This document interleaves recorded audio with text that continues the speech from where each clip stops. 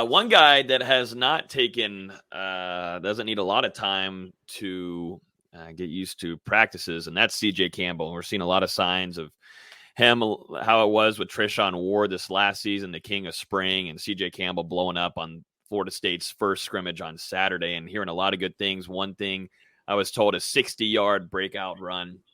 I believe had 2 touchdowns too, but just multiple just explosive plays from CJ Campbell. And when we get to practice, I'll talk some more about him too, but a really, really impressive spring scrimmage. And I'm wondering, to start connecting the dots here with Corey Wren transferring and such, and you see CJ Campbell blowing up. He's getting a lot more burn. He's getting a lot more playing time, maybe getting up there with the 2s, maybe getting even chances and opportunities with the 1s here and there just to see how he feels and how natural he is and comfortable. But CJ Campbell really emerging. Like you said, Nate, this is no sissy. This is a big guy between him and Benson. He's no sissy.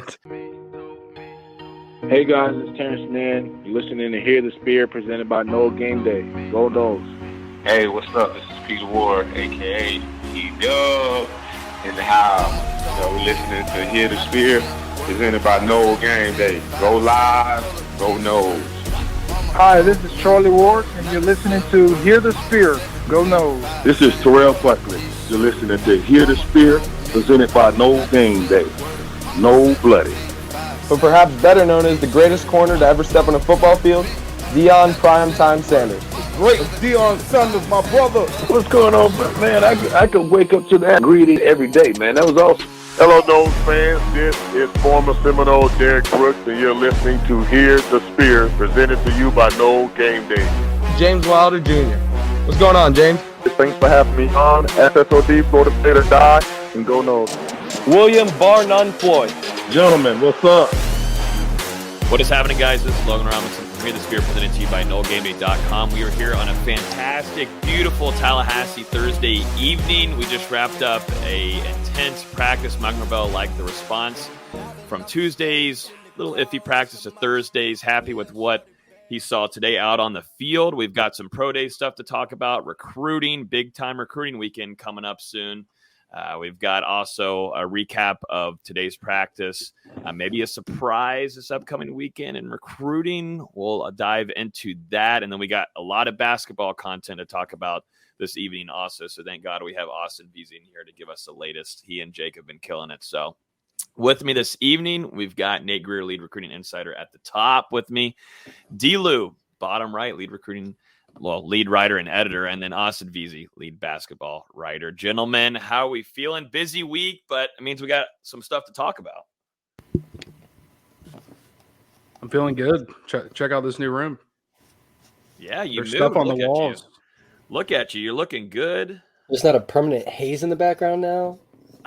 Well, it still looks a little. Look at this light glare. Yeah, we'll have to fix that. I did say I would come over there and help him with some of the lighting. I feel like I'm about to get teleported up, like Cartman.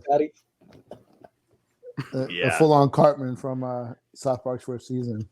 I can see it. That was the first episode. I know. Yeah. No, but we are here on a really, really good week. This has been busy, as you kind of know too. We launched Bucks Game Day a couple weeks ago, so a lot of Arian stuff, and him deciding to retire just put us into a whirlwind yesterday, and we had Florida State's practice today, so it's been wild. And Veazey's got a lot of basketball stuff, so we'd probably need to jump into things right away. Everybody's in the comments wanting us to get started. So as always, listen to the podcast on iTunes, Google Play, Spotify, YouTube. Make sure you hit the subscribe button, leave a review if you want to. If you don't want to, don't care, but definitely hit subscribe so then you get notified every time we release a new episode. We got a lot to talk about this evening, so let's jump right into it. Number one, we'll start off with Corey Wren deciding to enter the transfer portal. Florida State running back, speedy guy. Didn't get to see a whole lot of burn, was dealing with injuries a lot. I know you were close with Wren during his recruitment, Nate.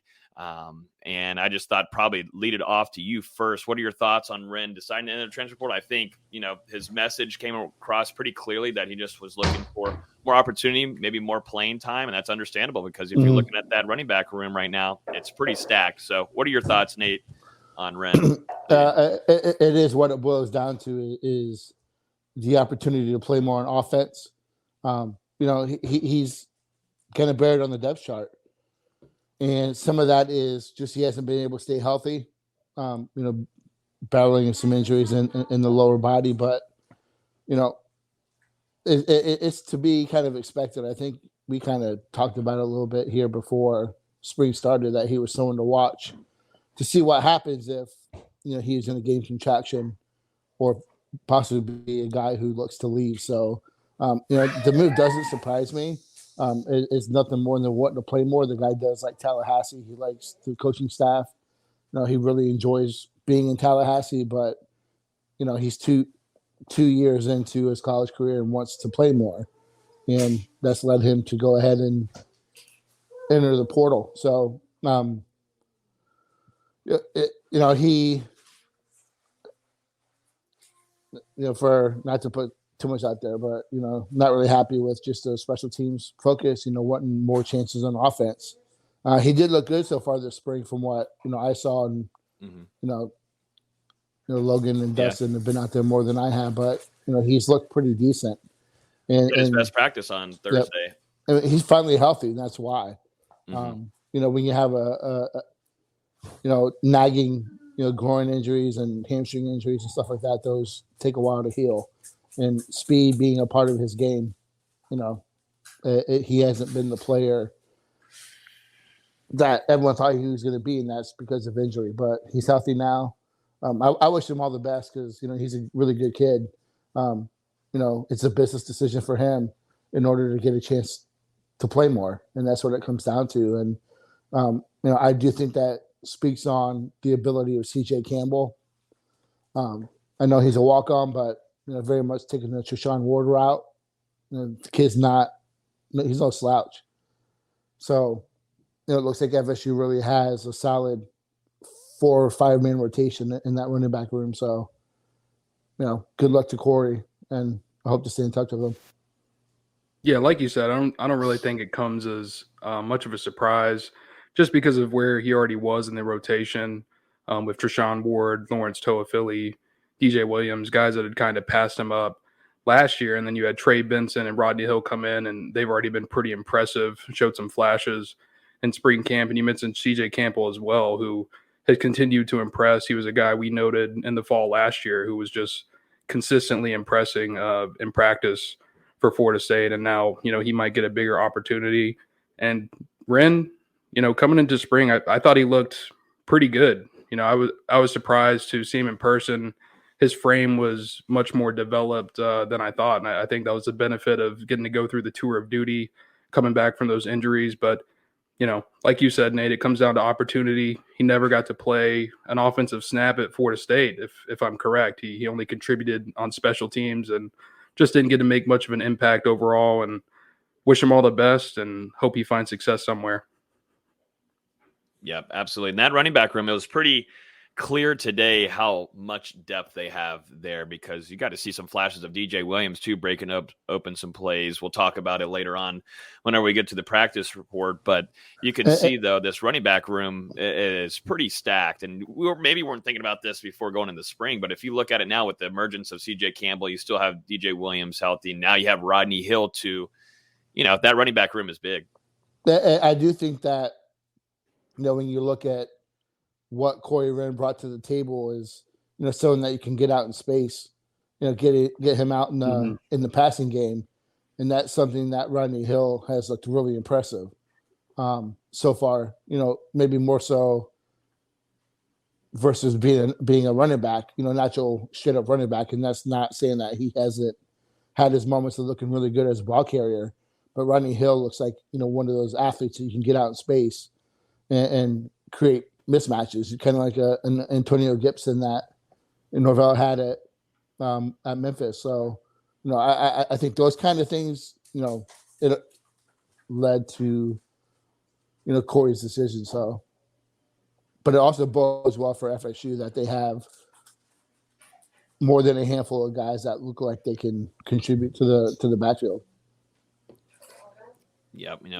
One thing about Norvell, he knows how to develop running backs, and going back to CJ Campbell, we'll talk about him a lot tonight, because just flashes from practice and then a really good spring scrimmage. But him coming up, now that opens up a scholarship and should open up an opportunity for him on earning one and getting in there. And, he has his biggest thing. He talked to us on Tuesday and said the reason he's getting more opportunities is because of his consistency. And that works really well for Mike Norvell. We saw consistency with Malik McLean. We saw consistency with Treshaun Ward this last spring, and look what happened. They ended up being starters in majority of the games. And, you saw Deshaun Corbin doing his thing, but it was easy to tell that Treshaun Ward might have been the most talented one in that running back overall. And so look at CJ Campbell. We'll talk about him some more this evening. So best of luck to Corey Wren. I don't think a major hit to Florida State here, but a good kid, someone that represented Florida State very well, and wishing him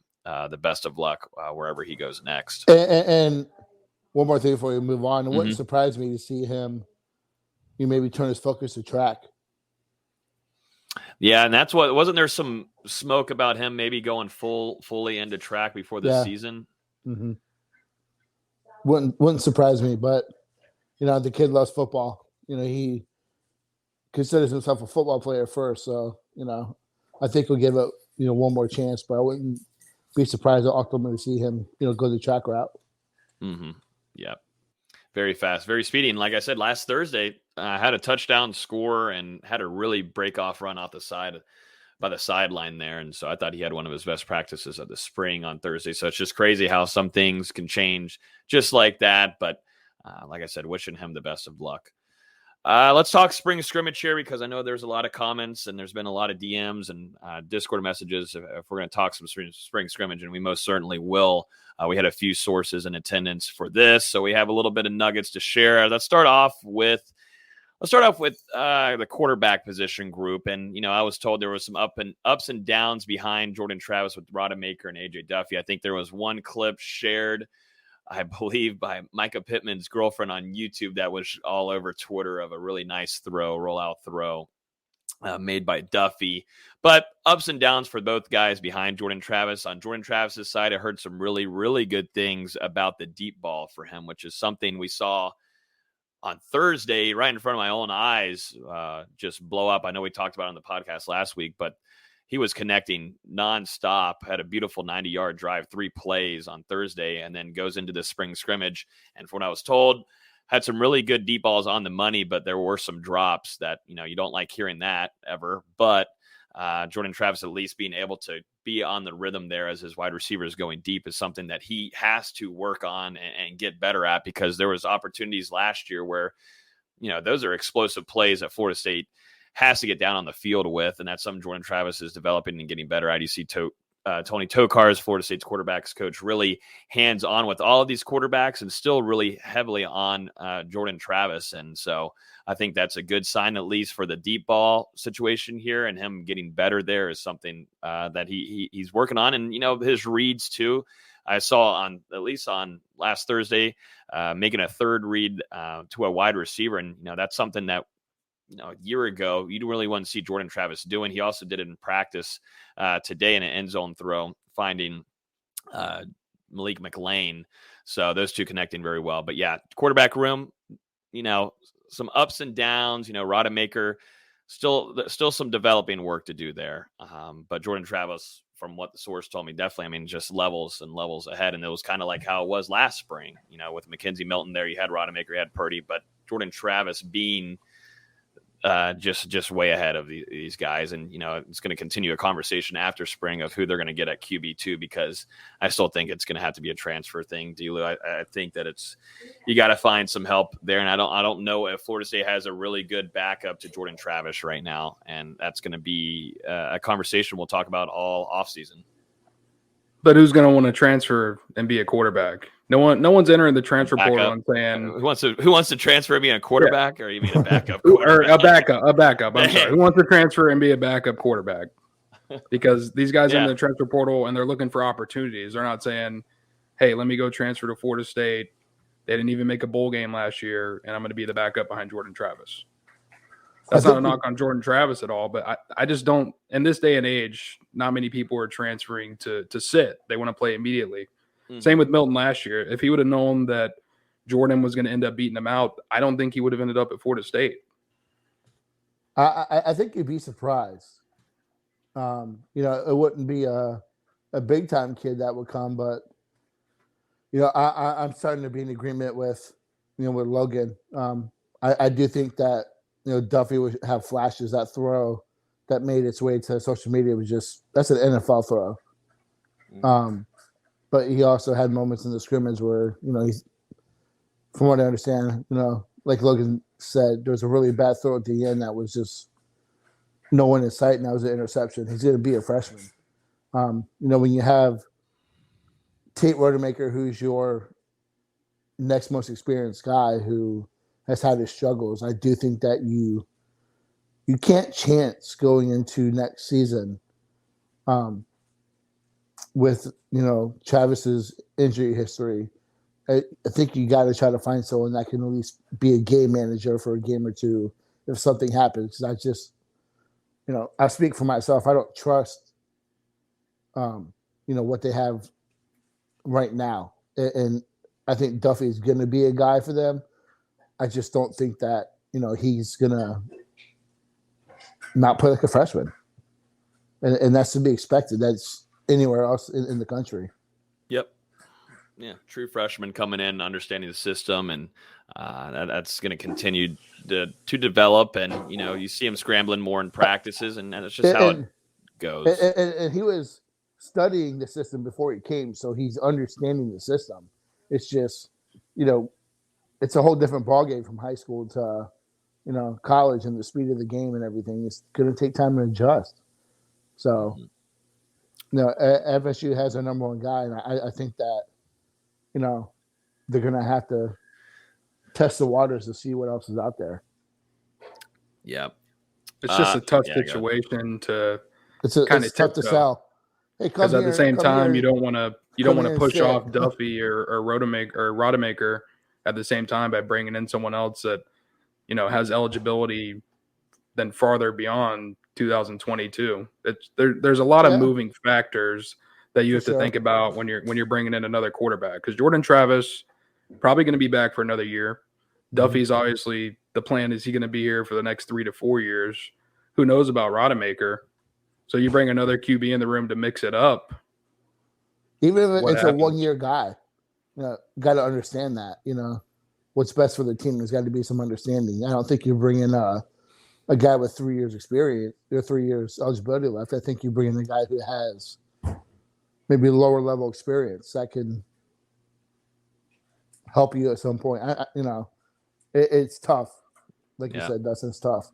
Plus the scholarship numbers. I mean, Florida State, they're still kind of towing right around that 85 limit. And, obviously it looks like they're still scouring the transfer portal a little bit at options to see who pops up after the spring. Maybe they look to bring in another offensive lineman or look for some more help at edge or linebacker, even at defensive back now with Brownlee heading out. So there's still a lot that could happen. And, you guys remember last year, Florida State was still adding transfers after the spring into the summer.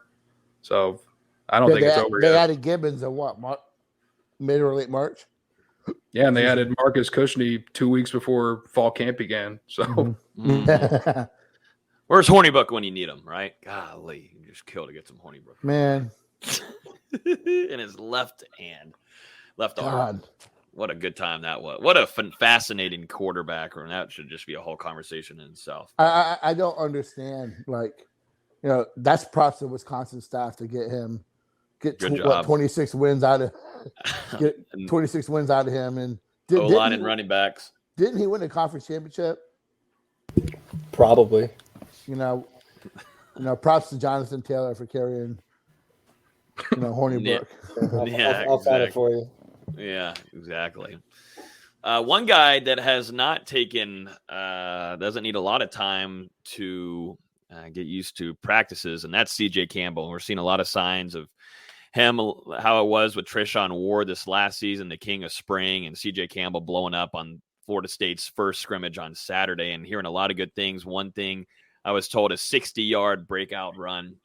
I believe had 2 touchdowns too, but just multiple explosive plays from CJ Campbell. And when we get to practice, I'll talk some more about him too, but a really, really impressive spring scrimmage, and I'm wondering, to start connecting the dots here with Corey Wren transferring and such, and you see CJ Campbell blowing up. He's getting a lot more burn. He's getting a lot more playing time, maybe getting up there with the twos, maybe getting even chances and opportunities with the ones here and there just to see how he feels and how natural he is and comfortable. But CJ Campbell really emerging. Like you said, Nate, this is no sissy. This is a big guy. Between him and Benson, he's no sissy. This between him and Benson, I think, are your two biggest backs out of the rim. I don't really have to think about it. Those are your two biggest backs, but very impressive. Campbell's not the tallest, but he's very well built. He's built like a running back should be. But again, I know FSU fans get all bent out of shape about a walk on, but kid's a good running back, man. It's just a simple sentence statement. The kid's pretty good. So, yeah, no, he's dating back to the fall. He's had some flashes in practices. Logan, I know he's a guy that you brought up before. I don't know why you're doing that. Well, no. I'm sorry. I'm looking at the comment from Timmy, and I was the same one that talked about Treshaun Ward. I must have overhyped Treshaun Ward last spring. Did I overhype Treshaun Ward too much? Well, I told you about Treshaun Ward, and I was there at the scrimmages. No, but you jumped on it after you saw him. Well, yeah, no, we all talked about it. Said, we hear the practice, the the scoop that we'd get from some of the sources saying that Treshaun Ward might be the best back in this room, and he's a walk on. And they were like, okay, well, we'll see. I'll see with my own eyes. It was like that the year spring before scrimmages when he was a freshman. Mm-hmm. When he came in as a freshman walk on, he was like, people are like, oh damn, this guy's gonna contribute at some point for FSU. Mm-hmm. And Campbell's taking the same route, so not really overhyping the kid. It's just talking about what realistically is going on. FSU found another, diamond. Yeah, and like I was saying, he's shown flashes dating back to last fall, and that's just kind of continued into now. Getting more experience in the system, getting more comfortable in the offense, and now you're kind of starting to see those progressions. Like you said, Logan, he had a pretty good first spring scrimmage, and hopefully that can just continue. So we've got the king of spring, and now we have the prince. Oh my God! You've been waiting to say that. You know that too. You've been waiting for that one. But yeah, great, good, solid first true spring scrimmage. I think for Campbell getting a lot more opportunities at least. And then I want to talk about a defensive end, Nate, who you predicted. You had some good predictions on Pat Payton going into this spring. I think you had him in one of your pieces, Nate. But Pat Payton on Saturday, from what I was told, was a menace to Florida State's offensive line, and you're starting to see a trend with the young defensive end, number 56. And I was getting a text during the scrimmage asking, who's 56? I was like, oh, that's Pat Payton. I said, oh, well, by the way, he's just grabbing sacks like it's easy. And, we kind of see little clips here and there. And I know Florida State's sharing pictures of him celebrating with Sam McCall. So you can see the things, connect the dots. He probably had a really good scrimmage. And Pat Payton also, we'll talk about on practice today, but had a sack that caused an interception from Sam McCall today too. But talk about your guy Pat Payton, who's put on some size. As I said, before the spring preview, I think he's probably the most gifted natural pass rusher that was on the roster, and that was always the case for him coming in, and it was going to be how his body developed, and it's developed pretty well. So I think he's going to be a guy that can get 5 to 8 sacks this year, and really help this unit. He looks really good, man. Simple fact, the kid's talented, and he's maturing like you want. A freshman come in, take time to develop his body, work on his craft, which he did, and going into year 2, make a jump, and he has. I think he's made a leap, so fully expect him to be in the 2 deep. Yeah, you pretty much said it. I mean, he's made tremendous strides with his body over the past year. Shed some bad weight, put on some muscle. I mean, he's just another product of Josh Storms, honestly. And now you're starting to see that work in the weight room translate onto the field. He's primed to make an impact for Florida State this year. Mm-hmm. Yeah. It'll be interesting to see how he is, setting the edge and, how he is in the run game. But when it comes to the pass rush, he's going to cause some, he's going to wreak havoc. Another name that I want to mention before we move on to Thursday's practice. You want to mention your boy? Staying on the scrimmage here. Well, there's which one? Which one you got to start with? Well, I mean, you talk about Verse? Yeah, well, there's a lot to talk about Jared Verse. I kind of want to keep it mainly to Thursday's practice because this was his best practice yet and had a lot more opportunities. But I want to mention one more name, and that's Micah Pittman. We talked very highly of him on Thursday after going off. I mean, being the best player on the field this last Thursday. And then once again, from what I was told, had some really good plays, was limited, not too many plays on Saturday, but whenever he was in there, he was making some grabs, scored a touchdown or close to a touchdown. I think it was like almost a 40-yard gain, almost into the end zone. But it seems like, don't know who the quarterback it was throwing to him, but you're seeing a lot of connection between he and Jordan Travis, at least in practices. Don't know if that necessarily was the throw from Travis to Pittman in that scrimmage, but you've seen Micah Pittman really get into a groove here, and we already know what you're getting from Johnny Wilson, who we'll talk about here in a minute, but a lot of people thought maybe he was just coming in. This is a special teams guy. Great. He's going to play really well there and do his thing. But he might have heard Twitter and decided to just kind of get things going here. And he's been balling for Florida State, but I heard really good things about him during Florida State's first scrimmage. And, the wide receiver room wasn't so maybe great, but a guy on Saturday was Micah Pittman in that group that impressed. Yeah, and maybe he started a little bit slow, but now he's getting into a groove. And as you said, last 3 or 4 practices, he really has started to come into his own and been one of Florida State's best receivers out there, as well as, I think he's going to make a tremendous impact in the special teams game because, you look back last year, Florida State couldn't fair catch a punt to save their lives. I mean, they were letting the ball bounce and losing 15, 20 yards of field possession. I don't know, basically like every punt. It was pretty bad out there. And what I've seen from Pittman in practice is he comes up to catch these punts. He's never letting anything bounce. And I think that's going to be a big help for Florida State's offense, getting better starting field position on some of these drives. So we'll see how that plays out. But this was always a guy that we thought was going to make a pretty big impact for Florida State. He's been beat up a little bit over the past couple of years, didn't get the biggest opportunity at Oregon in the fall, just with how they're more balanced towards the run. So now that he's at Florida State, like you said, developing connection with Jordan Travis, their lockers are right next to each other, if I imagine. So they've been spending a lot of time together, getting to know one another. And he's going to be a weapon for Travis in the fall.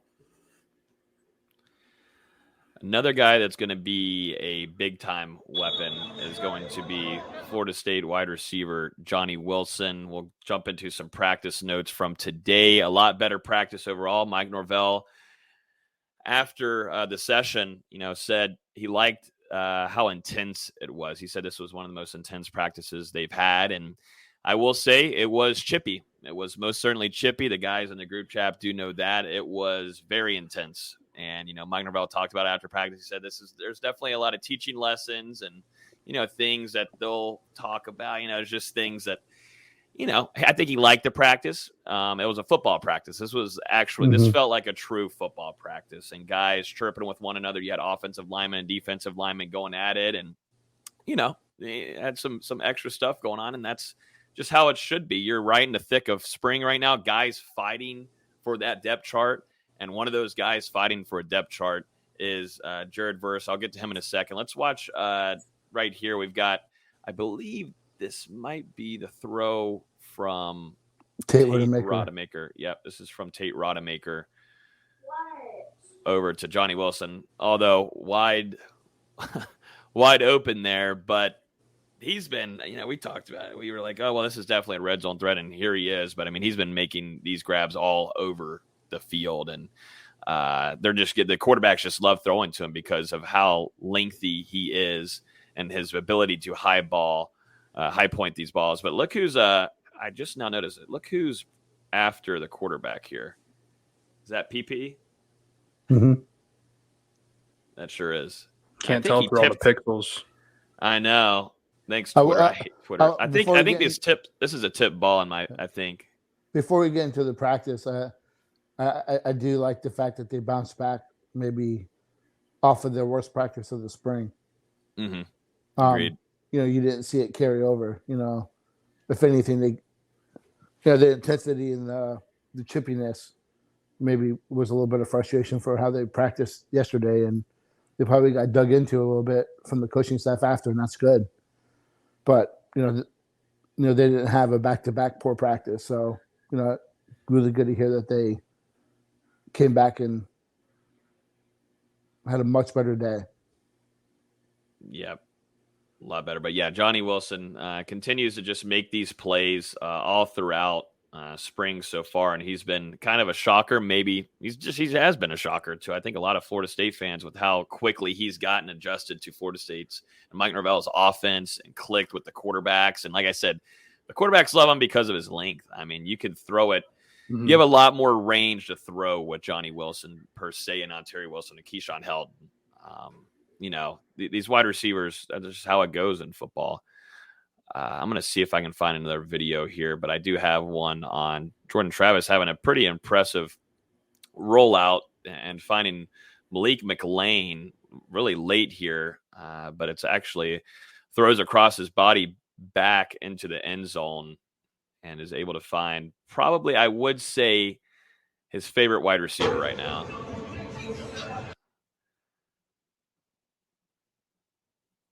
Keeping the play alive, going out. You see, this looks like Lundy right here picking up. I want to say that if you can figure that out, props to you, bro. But yeah, Jordan Travis and Malik McLean really starting to. Not starting, but they've been a big time tandem this spring, and I think that might be Jordan Travis's favorite wide receiver right now. I want to talk Jared Verse because, I was high on Treshaun Ward this last spring, and I said that Jared Verse this spring would be a solidified starter heading into 2022. Nobody else on here agreed with me. Nobody else here agreed with me on that. No depth chart talk, boy. Yeah, I can't talk depth chart. No, we're not talking depth chart at all. We're definitely not talking depth chart, but he had PG. Yep. We're keeping it PG here, but Jared Verse getting a lot of opportunities on Florida State's defense. Definitely today with Fuller giving him a chance to get in the groove, and I don't know what it is, but I think Florida State's offensive line are not going to start. They're just not going to like Jared Verse. He dominated in every aspect of the practice today. If it was one-on-one battles, doing drills earlier in the practice, and then definitely when doing 11-on-11 here, absolutely bull rushing a few linemen. I'm not going to name names here, but bull rushing a few guys and making things look easy. And things got a little chippy, and that's just how football goes. And it's kind of, you're starting to see, and Jared Verse talked about it on Thursday saying, a reporter asked, what are you looking forward to in this spring scrimmage? What about it entices you? And he said, depth chart. That's all he's caring about here. And today it was just absolute domination from him. Just getting to the quarterback, stopping the run game. He moved to the inside a few times too, creating some pressures to the quarterback. It was a very impressive day for Jared Verse, who I think is going to be solidifying himself as a starter on Florida State's defensive end by the end of spring. I'm feeling pretty good about FSU's situation at defensive end right now. Where we sit at spring with Verse and Briggs, McClendon, Fuller. I'm feeling pretty good there. Then you have Byron Turner, who's flashed a couple times, so I'm feeling pretty good about what 2 weeks in the spring. How many practices are we at now? 8. Today was day 9, I think. So 8. It was actually 8. Past the halfway mark. That's one thing that we needed to see in this spring is what were they going to do at defensive end, and it looks like they have some some people there that are going to really play a big role. So I'm feeling pretty good about that whole defensive line as a whole. Yeah, I mean, you're not going to replace those losses of Jermaine Johnson and Keir Thomas. It's just not going to happen. But can you have enough guys step in to build a viable rotation? And I think you do. Like you said, Nate, there's really 4, 5, 6 guys. I don't know if you said Pat Payton a second ago, but really 5 or 6 guys that can all get in there, contribute in a variety of ways. You've got guys that can help more against the run. You've got guys that you can put in on passing downs. It's going to be an interesting rotation for the coaches to figure out, and they've got a lot more time to do that before August, thankfully. But Verse, it seems like he's trending up, and that was one thing that we all were hoping, but we wanted to kind of limit a little bit of that hype. People are coming in saying he's going to replace Jermaine Johnson next year. And I think he could replace Jermaine Johnson, over his career, but I don't know if he replaces all of that production right here in 2022. I think you're looking at 23, 24, he's going to be a monster. That's the perk about him. You got this time. I think a lot of people thinking, this is like a Jermaine Johnson 1-year dealio, but you got Verse for a little while. I'm not going to say it's going to be a long while, but it's going to be a little while. It's going to be longer than go early. Yeah, you'll have him a little bit longer than Jermaine, which will be very nice, but from what we're seeing right minimum, now. So yeah, you got him at least for 2 years. So yeah, he's been very impressive. Today's practice was kind of like his hey, I'm here and I'm here to stay. So a good practice there. Norvell liked what he saw from Verse, and then we'll end off here for Thursday's practice talking about Florida State's top-rated recruit in the class, true freshman Sam McCall. Coming away with 2 interceptions on the day, had a really impressive PBU down the sideline. The thing about McCall, guys, while watching him in practice, getting the binoculars on him, because for some reason FSU likes to do their one-on-one battles all the way across to the other practice field, which makes it a little hard from Dick Hauser to see him. But that's why binoculars come in handy, and being able to watch number 11 and his coverage and how tight he is with being able to be hip-to-hip with most of these wide receivers is one thing about him that is really, really impressive. There's not a lot of blown routes that he's getting broken on, guys. I mean, McCall today, and like I said, had the two interceptions. Pat Payne had the pressure on the quarterback and kind of had an easy type pick there. Then the end zone interception was really impressive, staying true to his guy in the end zone because it was a developing play. Made sure to stay on his assignment and came in with the interception and ruined a really nice drive from Tate Rodemaker, who was having a really nice drive down the field. But Sam McCall ruins the party, and the entire defense, I mean, I'm talking the entire defense, came right over because I was cornered in the end zone there and came celebrating with him. Mike Norvell comes over there and says a few nice things to him. Really excited for his young defensive back. But hello, Sam McCall. I know there was some just jibber jabber, just regular FSU Twitter stuff this morning talking about McCall and such, but maybe he saw Twitter. Maybe it was from his tweet giving some props to Jackson State. I don't know if he was trolling or not, but he decided. I think he was trolling too, but he decides to go off and come away with 2 interceptions today. And I just knew it slowly but surely he was going to come away with some because, like I said, his cover ability has been really impressive. And this is a true freshman too, and he's getting opportunities against really good competition too. So yeah, Sam McCall, hello. And I can't tell you how much, it makes me happy to hear that he's having these kind of battles and coverage and keeping up with guys getting interceptions and sticking with these receivers. Because that was just one thing during his senior season that was a little worrisome. There were some coverage miscues. There were some times he got blown by. But the kid has all of the athletic tools and potential in the world. And when he puts it together, you're seeing it right out on the practice field. He's a star in the making. So, I don't know. I don't think he becomes a star that quickly this year, but I do think he's become a viable piece in Florida State's rotation, continue to grow as the year goes on and, potentially earn a starting spot heading into 2023. And he can flex between that cornerback position and safety. So I think we'll see him be moved around in the defensive backfield to figure out where he fits in the best. He can turn there. So I do think he'll help this team maybe a little bit more than you think, Dustin. But I also think that both freshmen have something to say in terms of that depth chart. So, but the thing about McCall, since he entered his sophomore year, he was always a supreme plus athlete, and growing as a football player, I think more than anything, he probably was a little bit bored on the high school level, and now he's got to really focus and play. So the kid's a true 5-star for a reason, man. Has the size that you like at corner, like Logan said, he's got the speed. You may beat him off the line, but he's got great recovery speed. He's got really good technique. So, what helps too is that he's played receiver for 3 years. So, he knows the nuances of what a receiver is doing. So he can kind of stay ahead and run that route before them and get to the point before them. So, that always helps. That's one reason why I like, linebackers that play running back, because they know the nuances of the game. This guy's played receiver very well. That's why there's some discussion if FSU looks at him on offense. So you got a guy who's gonna probably be I'd be surprised if FSU has him for 4 years. Yeah, McCall paired with Thomas. Everything staying health-wise and everything staying, normal.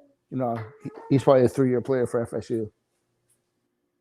Yeah, McCall paired with Thomas is just a hell of a freshman class. I mean, they both come into spring practice and not really blinked an eye. They haven't missed a beat, jumped right in there, and they're competing with the talent every day. And just very impressed by their approach and their mindset so far. Sometimes freshmen come in a little wide-eyed, takes them a little bit to adjust. Not them. I mean, they've hit the ground running, and they look like they've already been practicing for a year. Yep. That's been a very nice thing to see for all the newcomers, including transfers too. Guys clicking in the spring. That's something that Norvell is kind of a little surprised by, that these guys are acclimating this fast into spring. So really good sign there. Let's talk about a commitment that Florida State had. And this is definitely Dustin and Nate's realm here, but kind of maybe a shocker, maybe not too much here. This was Florida State. Florida State gave the first offer to Luke here, but 2024 quarterback Luke Kromhoek. I don't know. Kromhoek. Commits to Florida State. Kromhoek. Oh, that's easy then. That's a lot easier than I thought it was going to be. Kromhoek. Okay, good stuff. Tall kid, commits to Florida State. That's all I've got. I just know he's tall. He looks tall in pictures. Y'all definitely know more than I do on this, but all I know he's close with James Coleman and our guys over there. So, Florida State gets a quarterback commit. Yeah, Nate got the interview, so. Yeah, Nate's got the scoopage. When we interviewed him outside of the Moore Center after the first spring practice, Dustin, it kind of seemed like, he was feeling Florida State a lot. For sure. He did mention that he was going to go check out Clemson. Went on that Clemson visit, had a good time. But, it's a guy that FSU identified early. It was originally Dillingham that was a part of that whole thing, but it was Norvell, Dillingham, and Coach Tokars. But Tokars did a really good job with him on the visit, showing him kind of what they envision out of him and how he fits in the offense. And, he really enjoyed that part of the visit. Went on that Clemson visit and kind of just mentioned that FSU kind of stayed top of mind. Really likes the coaching staff, likes the school itself, and wanted to jump on and be that bell cow of the class. And I know he backed up Holden Grenier that's going to South Carolina, so he doesn't have a ton of stats. But here's a kid that he talked about on James Coleman's podcast. After he committed, how he wanted to play safety just to contribute to the team. So here's a kid that is a pure on football player, likes contact, he's not afraid to, put his body on the line.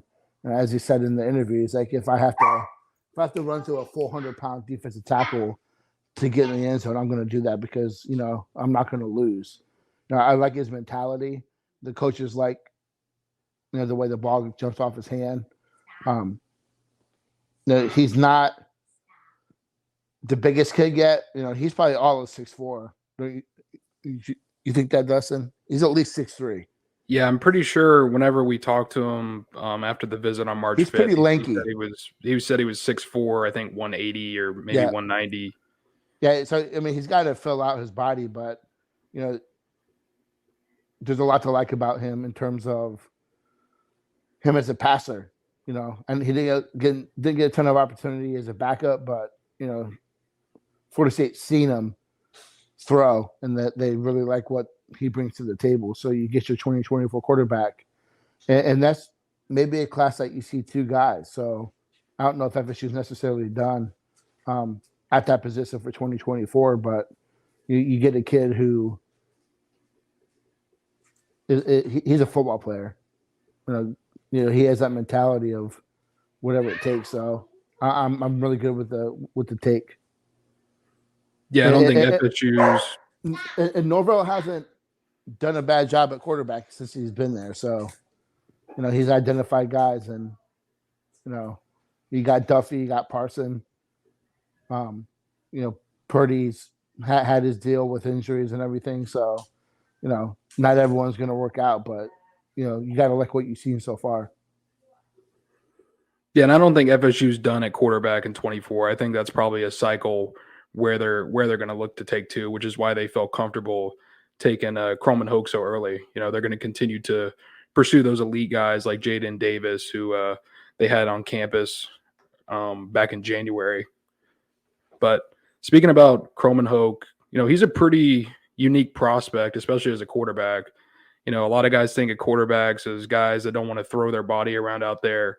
Nate, you already mentioned a little bit of that. But, this is a guy, he got some reps as the backup at quarterback in blowout games. Most of the snaps that you see on film are rushing plays, basically. Very good athlete. And then he's taking snaps at receiver. You see him rushing off the edge. You see him at safety, like you said, Nate. He's on kickoff team. This is a guy who's contributing in all facets of the ball game, even though he's not taking snaps at quarterback. I'm sure now that he's going to be their starter, they'll probably limit his snaps on special teams and everything now. But, played behind a very good quarterback for the last 2 years. Now he's going to get his shot. And when you look at him in 7-on-7, he's just got a very fluid, very compact throwing motion. Not a lot that really needs to be cleaned up there. I think it's just going to take him getting some experience over these last 2 years.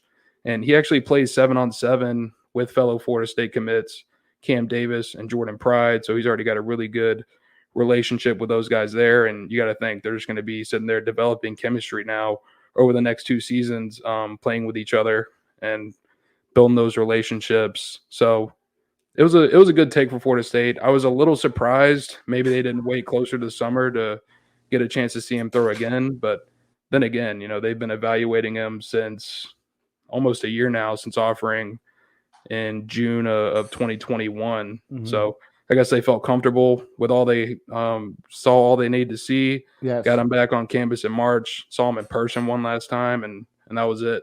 I think he's a kid that's gonna do the circuit and get a lot of recognition, get a lot of offers. I expect him to be a 4-star quarterback when it's all said and done. So Florida State jumped on it early. I know Clemson does have a lot of interest in them, but they're really kind of different in how they offer kids. But they showed a lot of interest to him when he was on the visit. So he is locked in. He's fully locked in. So it'll be interesting to see what schools come after him and try to persuade him to look elsewhere. But he did mention that he'll appreciate the offers, but he's committed where he wants to be. So, and you look at Florida State. They've done a good job of getting on these talented guys early. Cam Davis, Jordan Pride, Camden Fryer, 3 other guys in 2024 that Cam Davis already basically a 5-star, but the other 2 guys are going to be pretty highly ranked as well. So you got to think Croman Hoke, probably a good take, and his stock is just going to continue to build now, like we've seen with the other guys that Florida State got on early. Mm-hmm. Yeah. There's a question. Well, I'll bring up this Cam Davis question because I know everybody's now starting to tweet. He's visiting Bama. Yeah, we'll talk about that in a second. We're going to get there real quick. I do want to go over Pro Day because D-Lou, you and I were both in attendance with for that with Noah and Maddox, and great. Yeah, nothing too crazy worth mentioning here. I think the winner of the day was Miko Dotson with, first off, starting off with the bench reps. Him hitting 25 for his size, 25 reps would have been the largest amount of reps hit at the NFL Combine this past year, not only just between a cornerback, but also a safety. A really impressive showing from him, and along with his 40. Yeah, shout out to that Miami offensive lineman with his 9 reps. Oh, that's sad. That is pretty sad. I could do 9 reps. Ooh.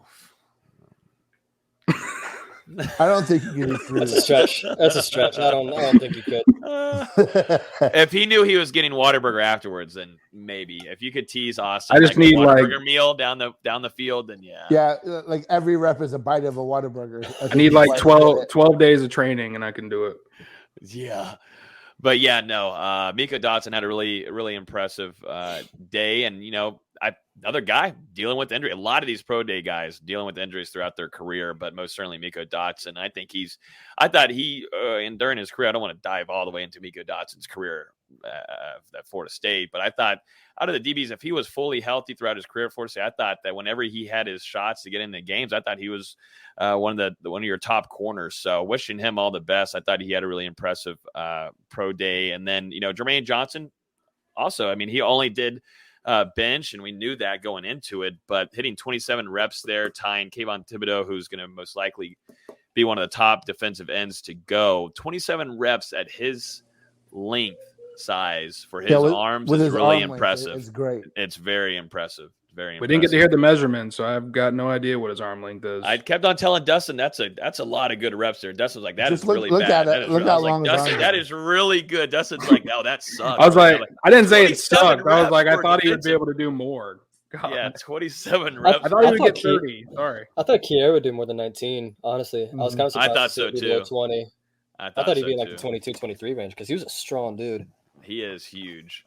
He is definitely huge. But yeah, Kier was performing too.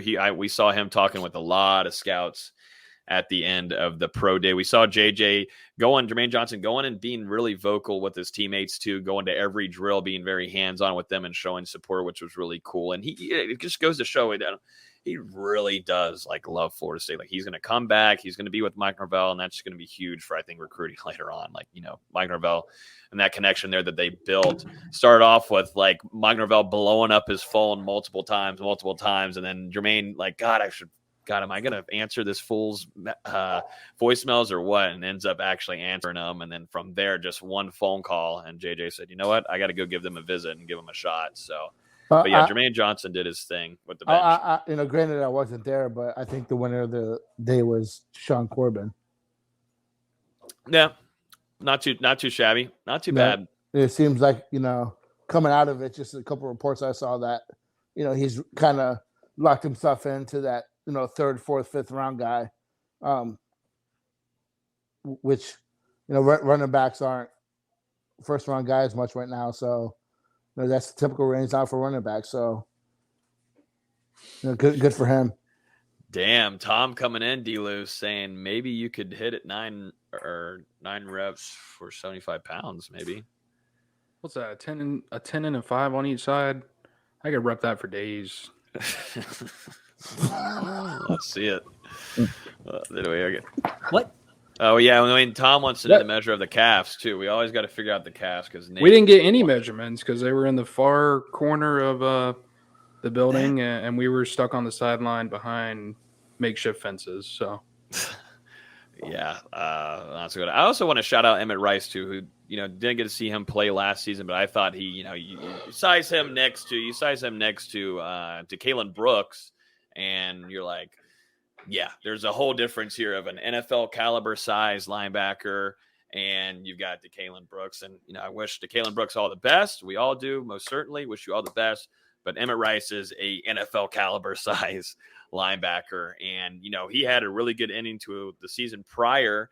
And I think he's going to get an opportunity with the practice squad for Emmett Rice. Who knows? Some scout, some team might see something high in him, and I still think he has some potential. But I thought he had a really good pro day overall. Came in really good size. I thought he ran the 40 well. Didn't get an official time there. Also trying to time the 40. I thought it was going to be easy. I was like, guys, let's just all time it on our phones. We'll just find the average medium. Not even close. Not even close. I had like Nico Dotson having a 5.2, and I was like, nope, I'm done. I just want to say that I was standing behind someone, and done. I saw a media member time Deshaun Corbin's 40 at 5.35. Yeah. So and that was not the actual 40. I mean, it was very bad use of the hands. They didn't stop in time. Bad reaction time on their part. Yeah, but you saw I'm trying to think. Corbin's whole family there. You saw both the Aguayos were in attendance. Speaking of 5.3 40s, you see those 40s at the Florida Pro Day. Yeah, did anybody go below a 4.8? No. Oh my God, Jesus! Did you see the Miami bench press? That was the best one. They had an O line. I got to mute you, Mike, because I got to mute you. BG. That awesome. Where you been?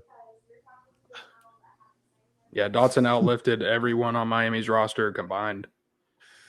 Yeah, no, very, very impressive there from Dotson. But yeah, nothing too crazy out of all of those. We won't dial into every single player, but wishing them all the best. Was a pretty cool experience to get in there. And I think, the highlight, D'Lo, you probably agree with me. Probably the highlight player of this pro day was Joshua Burrell. I was very nervous. I thought Norvell was going to pull him because Burrell was making some crazy acrobatic catches. I thought.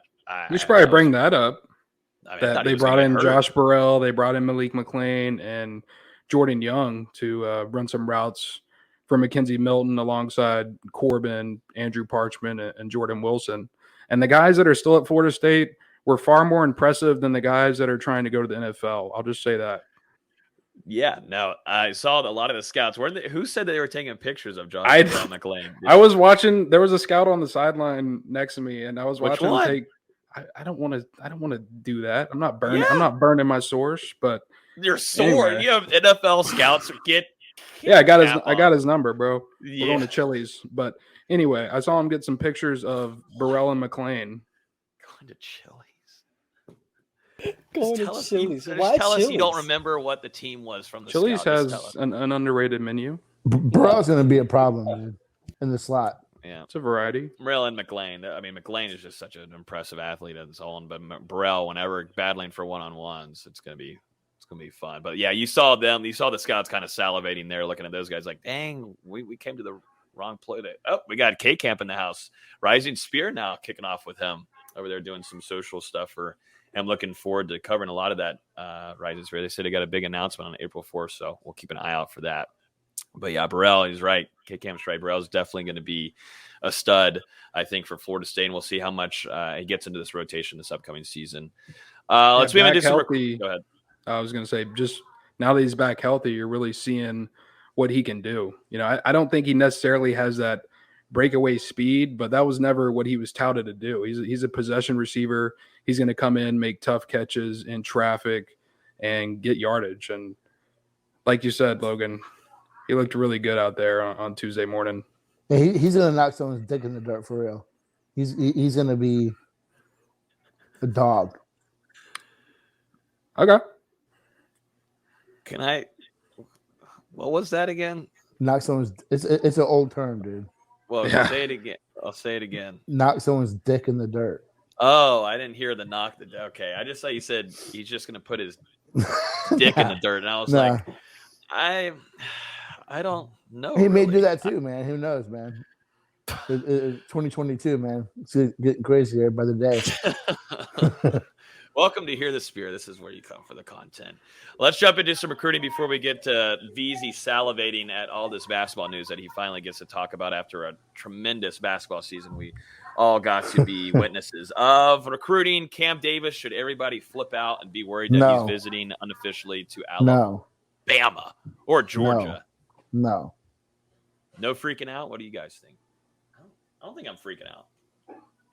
Well, he's been yeah, go ahead. He's been committed to Florida State for over a year. Every time he comes back to Florida State, people pepper him with questions like, hey, Cam, how committed are you to Florida State? Hey, Cam, what's it going to take for you to flip your commitment or decommit? And every time he's like, nothing's really going to make me decommit. Even if Alabama offers, I'm still going to be a Seminole. Really, I think Florida State's main competition is with the MLB more so than Alabama. It's great to see him get that offer from Alabama because the kid's a true 5-star talent and he's going to be one of the best players in the 2024 class.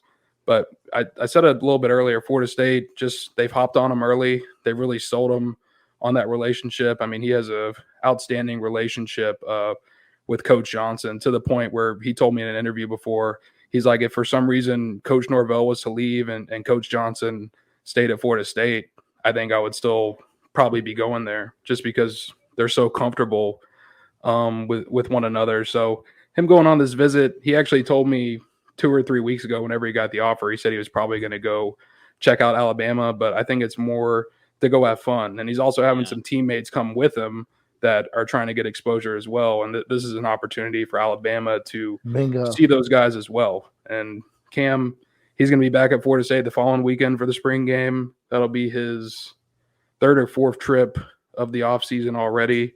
I don't think you have a lot to worry about at this point with Cam Davis. I think there's a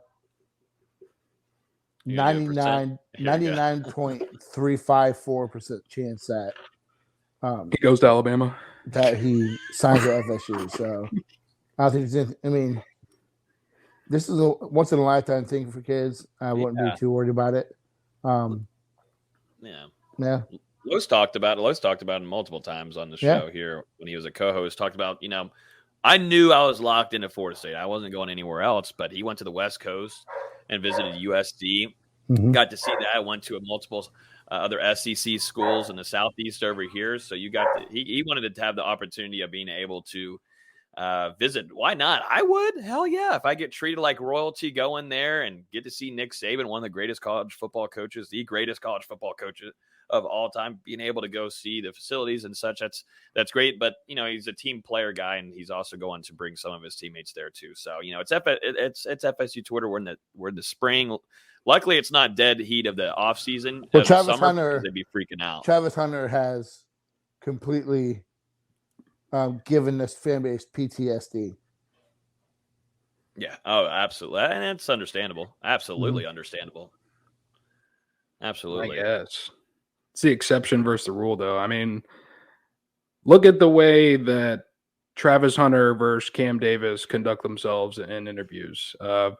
Davis, to me, a guy that's mature beyond his years. He has a very calculated approach to recruiting. He's very guarded, with his thoughts and everything. And I don't know, there's just something about the kid. He kind of knows what he wants for himself. And, he wants to be a 2-sport athlete at the next level. He's already said it multiple times that he wants to play football and baseball at the next level.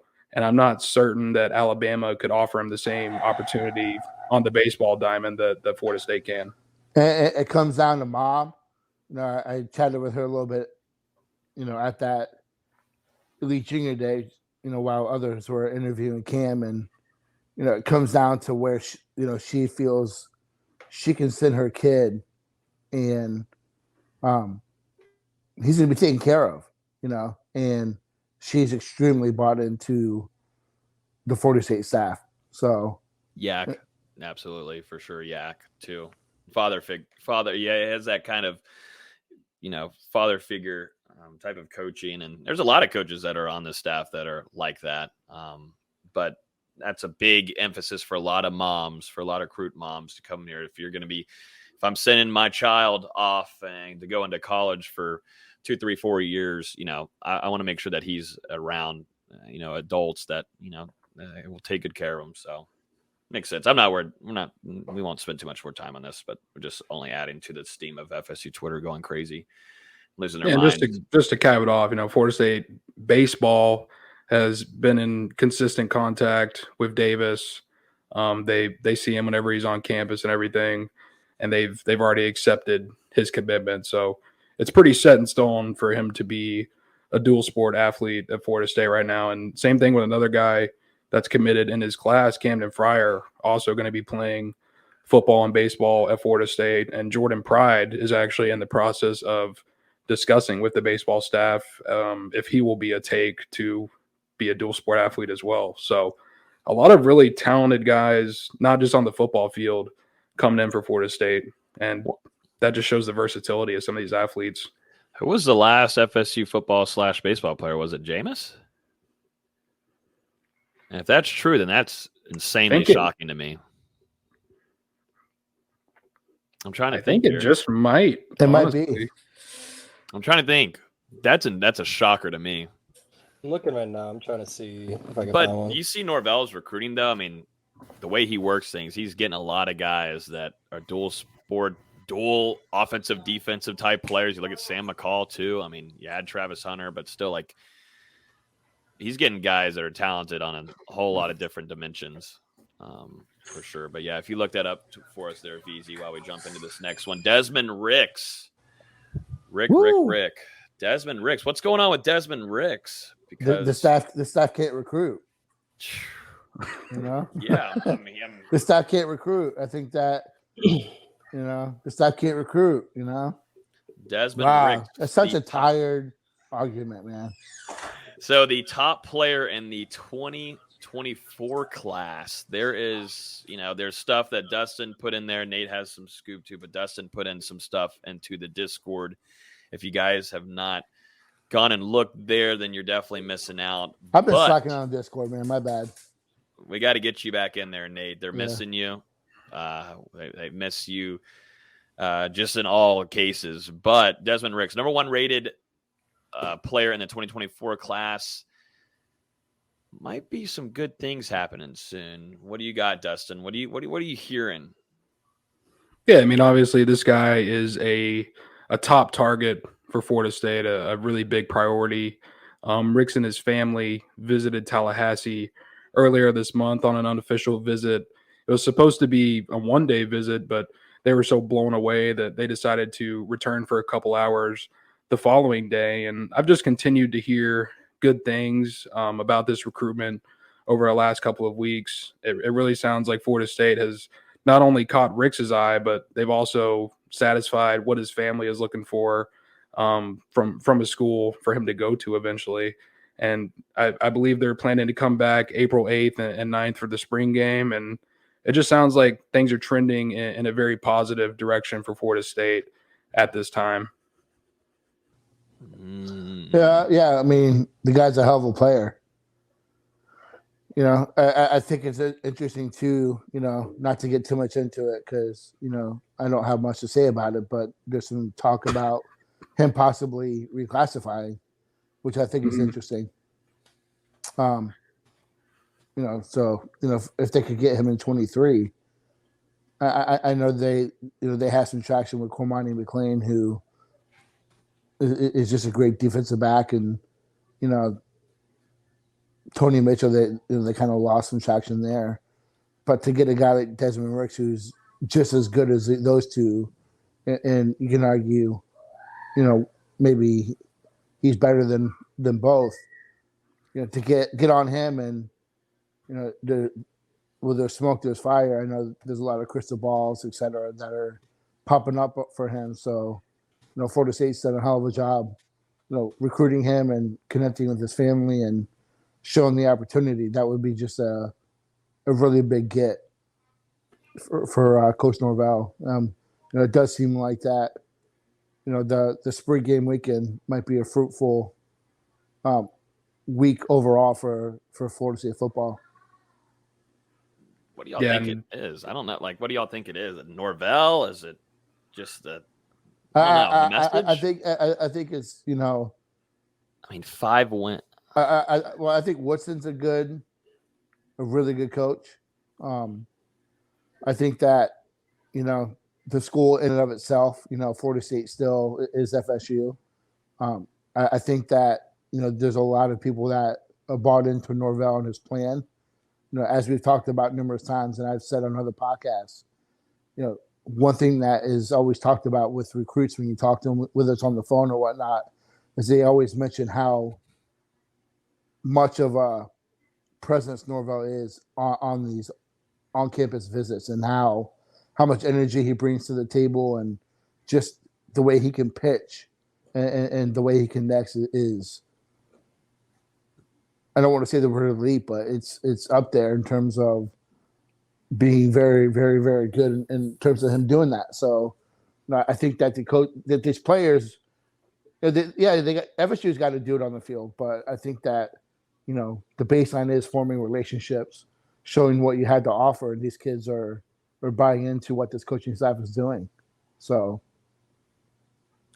Yeah, and I've said it before, but Florida State, I mean, they really do an unbelievable job whenever they can get these guys to campus and have the opportunity for Norvell and the other coaches to sit down with them. I mean, really as good as any program in the country, I would say. Norvell and the majority of that staff are just excellent in the way they approach things and building those relationships and making kids feel comfortable with them and being real with them.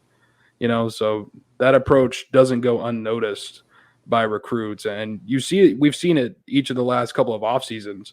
Florida State does great in the off season, but they failed to win on the field. They have this kind of success in the off season. They carry it onto the field one time, win 8 or 9 games, get to a bowl game, start to show that progress that you want to see, that Florida State's starting to get back among the elite. That's when it's going to, go all the way, because we've kind of seen it taper off a little bit once the fall gets in. We saw it this last year with some of the decommitments that came in. Early signing day did not go the way that Florida State wanted to go, and that's because of the results on the field. So and that was good. I like that. Good job. And shout out to my boy Steve. He makes the same argument, Dustin, where this is going to be a smaller class for 2023. Florida State gets to that 7-8 wins, gets to a bowl game. This will probably be a top 12 class. The payoff is 2024, which is going to be probably a full class. That can be somewhere in the top 10, where you're sitting right now with some of these recruits that they're getting a lot of traction with. So, it just comes down to on the field, and that's what's left for, I think, Norvell and his staff to change at Florida State is the on-field result. And that happens, like someone put up a comment, imagine the staff recruiting when they're having success. Florida State's going to always recruit well because it's a brand. But, if they can win, we're going to see FSU, make it back to what we're used to. I firmly believe that. Yeah, and Florida State, very involved with some of the very top players in 2024. I mean, if they win some games this fall and that momentum starts to bubble up a little bit, you think to this time next spring, you're going to be sitting pretty with the 2024 class. There's already a couple guys that I've spoken to that seem to be leaning towards Florida State and could hop on board in the near future. It's a really good sign. I honestly just need at least I need 6, 7, 8 wins would be fantastic. So then we can keep covering the team for another month. We've kind of not been able to do that for a little while now, and I would like to kind of be like a part of those other college football programs that we get to put out some pieces for you guys going into December of some practices. Go to some more practices. It kind of sucks when the season is over. Near the latter half of November, But, it kind of blows. Before we go into Austin, I just want to say again, things are falling into place in the hierarchy of sports at Florida State. So, it'll happen soon, y'all. Basketball's taking a step back.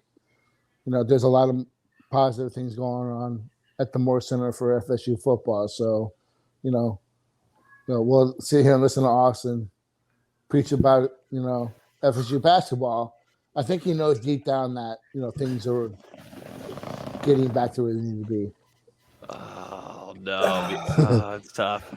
It's tough. Those are tough scenes. I want to shout out here at K-Camp now. People don't know that. Well, he just dropped a 50 bomb on us. A 50 bomb on us. He said, all love, fellas. Thanks, Keep bro. killing it. I definitely appreciate it, K-Camp. Thanks, K-Camp. Appreciate that, Definitely man. the kind of, is that what they got the money over there, Rising Spears? That's a good sign. And maybe he's showing there's a good I'm sign. down to sign a deal if I get $50. Yeah, Dustin, that's a lot of Whataburger for Dustin. It's really not. It's like I was about to say that's maybe two meals for you. Yeah. 2.5 trips. 2.5. Jesus. It's like 2 meals and a late I'm just kidding. You're not kidding. Yeah, he's not kidding. Wife's going out of town this weekend, so I'll take a triple large. I'll take a shake and I'll take a water chicken, and give me some whatever dessert they have. I would be dead. A triple and a chicken sandwich and a shake. I did eat a triple and a chicken sandwich when I was up there for the first practice, man. I thought I was going to die. At the same time? Yeah. God. I don't get up there to be a part of. You couldn't have just went twice? Goodness.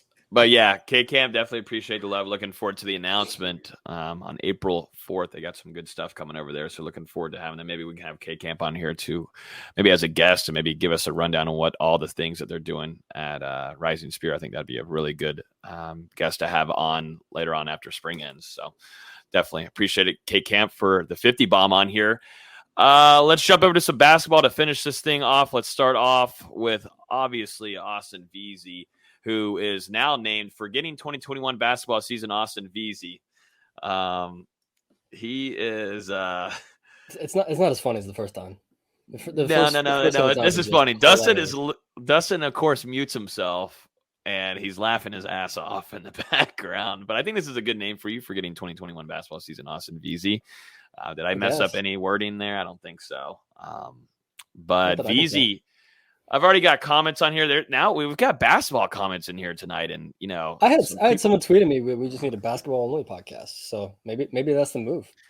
Oh, Nate, no, Nate wouldn't let you leave. He wants you to stay here so he can bully your basketball team. But where do you want to start? I'm letting you kind of dive into this first. I know Florida State lands Ivy League, a star out of the Ivy League. Yeah, let's start with him. Let's start with him, Jalen Gainey. 2-time Defensive Player of the Year in the Ivy League at Brown University. Dude's an insane athlete.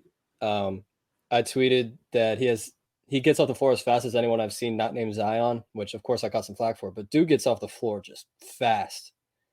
Despite being 6'9", he's got a crazy wingspan. His last 2 games of the season against Columbia and Yale are just crazy games.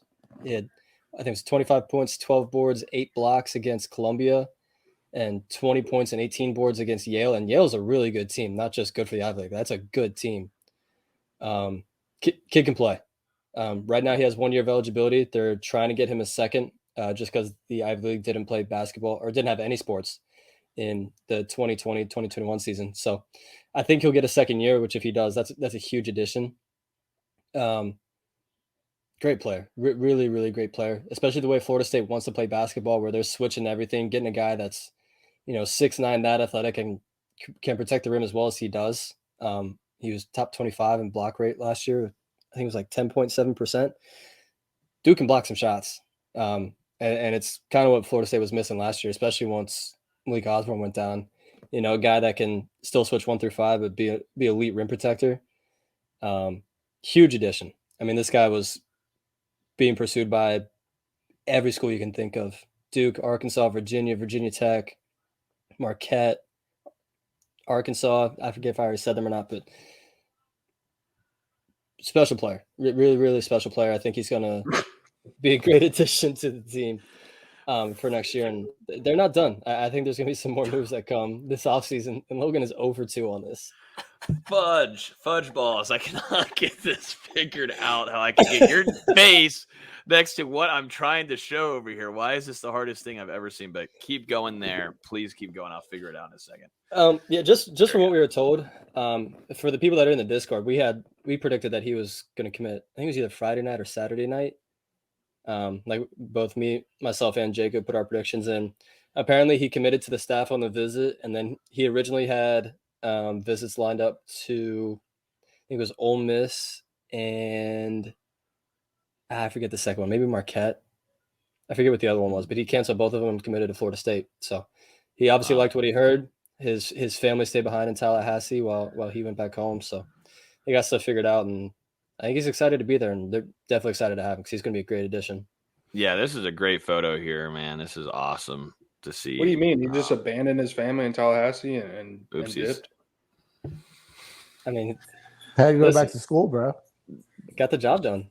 Yeah, you got what you need to do. Yeah, I guess classes are still going on. I will say I don't know nearly as much as Austin, but just the fact that defense and rebounding, what this kid can bring to the table is exciting. When was the last time you saw someone have 20 rebounds or close to it, 18 rebounds? I see it happen against Florida State pretty often. Damn. Kid can be really, really special, especially in this system. Which, if things go the way we think they're going, and I think FSU is going to revolutionize to full small ball. I put that in quotations just because they still have guys like John Butler and Gainey who are still 6'10", 7 feet tall that are just super athletic. And Naheem. We'll see there.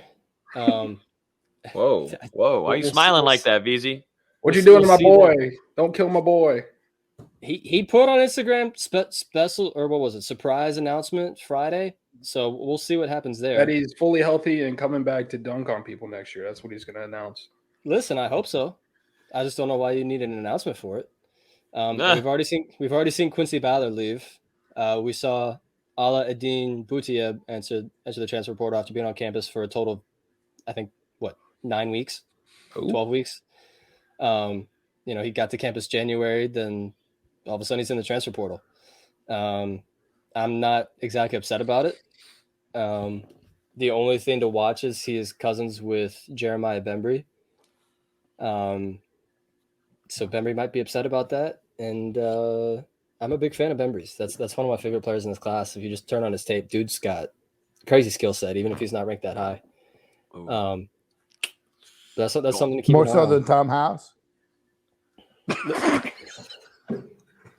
don't know what to say. I don't know what to say. Why do you turn off your camera, Dustin? I don't know what to say. House hit a game winner though. Was it the state semifinals? I mean, House is a shooter, in the state tournament. Yeah, House is a shooter, man. Shoot, which is what they need, and he's a little bit more athletic than he's given credit for. But he's a shot maker too. We'll see how it translates to the Division I level, but he's a shot maker. He dominated the 1A private school Ohio League.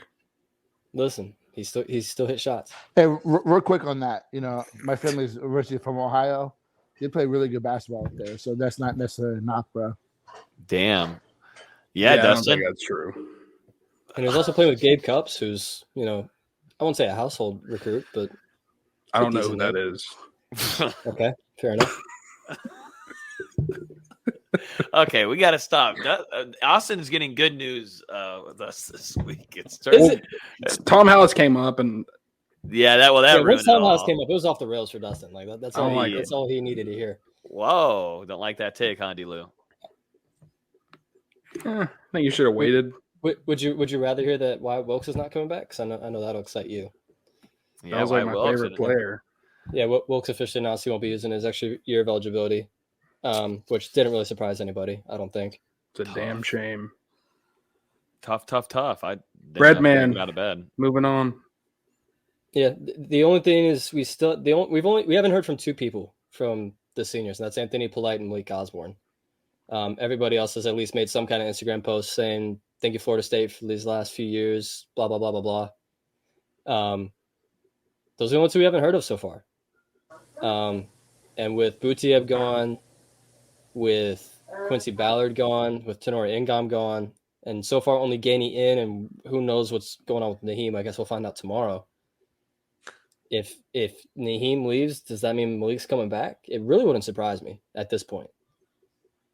Just get a guy that is a veteran, because no one else on this roster has been here for more than a year. and B, get a guy that can switch 1 through 5, athletic, good shot maker as he proved through the first half of last season. It's certainly something to keep an eye on. I know he's not going to make a decision until he's done rehabbing, but that's, if he's on track, it should be like 2 or 3 weeks away. You think they go 50-50? Yeah, right now I think he's 50-50, and that's kind of where he was when I talked to him, a month and a half ago, like after it's just announced he was out for the season. I'm talking about Polite or Osborne. I think they. Yeah, I would say I think Malik's 50-50. I don't see Polite coming back. Not everybody wants to spend 6 years in college, and I don't blame them. Except Dustin. Sometimes you don't have a choice, man. You had a choice. No, I didn't. You did. I applied for graduation, but they wouldn't let me. Just be smarter. Because I was like 12 classes behind. Yeah, but I just don't see Polite coming back. I mean, that's a guy that's going to have a long overseas career. He's from Switzerland anyways. Just go ahead and get started making money. Go be back home. I wouldn't blame him at all for doing it. Granted, I wouldn't be surprised either way, though. And like I said, FSU needs some kind of seniority on this upcoming team, because otherwise it's looking like the youngest team I've ever seen. Can they bring these guys back, though? Because I know last year that with the extra year of COVID eligibility and everything, like the scholarships, it didn't count against the limit for Polite, Osborne, and Raekwon Evans. But this year the rule switches back, and their scholarships do count if they come back, right? I've heard both things. I've heard that they would count. I've heard that they would not count. Who knows? The NCAA is being the NCAA and not being very clear on it. Because, yeah, like to your point, Evans, Ingam, and... Yeah, Ingam, too. I think it was just those two. Didn't count towards the scholarship limit. So I really don't know. I really don't know. I've looked it up. I've asked people. No one could seem to give me a direct answer, and it's annoying as all hell. I really wish the NCAA would get their head out of their ass, but it is what it is. Quote that, and put it on Twitter now. Clip it. Go ahead. I don't care. Easy calling on NCAA. I mean, I think everybody should call out NCAA. Yeah, I really don't care. Just get it figured out so we could, like, if Malik comes back on next year's team, it's a much better team, much deeper team, much more well-rounded team. And that's something they need. That's something they really, really need. Him, Gainey, and Butler would be a nice front court. It'd be a really nice front court. And, you can still have Fletcher play the 4. You have a guy like Cam Corrin coming in, who's technically your highest rated recruit right now. It would be a good front court. It's something I would be excited about if they could figure out their perimeter play, which hopefully with Julian Phillips still out there, they can improve that a lot. I know people keep on asking about it. It's one of those we're not going to find out for a little while, because Phillips is a very quiet guy, as we found out from the first recruitment. He keeps things very close to the chest. He's playing in the Geico Nationals in Fort Myers this weekend. I'm expecting Florida State to at least somewhat be in attendance. It's a little bit tricky with the weekend of the Final Four, because I know a lot of people don't know that even though Florida State's not in the Final Four, what a lot of teams do is they'll send their coaches to the Final Four. And it's kind of like the NFL Combine, just for NCAA basketball. It's huge networking opportunities. A lot of coaches, a lot of managers, a lot of grad assistants would be there just talking, networking, going to conferences, committees, things like that. I know Hamilton's doing a Florida State. I don't know the correct word, but he's doing something Saturday night. I was gonna say I saw him at Costco yesterday. I saw him at the checkout. What was he buying? What was he buying? He was looking for a Costco gift card. He was trying to buy a Costco That was it? gift card. That was it. That's all he was looking for. It was a car. He didn't have anything in his hand. If I knew what he had in his hands, I'd probably say he didn't even get a rotisserie chicken. It's like the best deal. What did you just call it?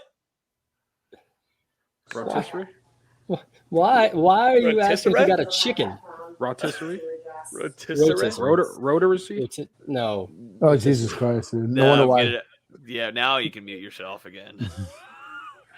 No, but yeah, no, he was there. Didn't get to chat with him. I would have told him I know VZ. I know Austin VZ. But at the very least, he's going to be in New Orleans this weekend. He'd be like, who? With a little bit of the staff and former coaches and former assistants. So, well, I do wish him safe travels. There, is he flying private? Will you be there, Austin? I was invited, but I can't get down there this weekend. Wow, you got the invite. I did get the invite. Dustin's like, okay, nice.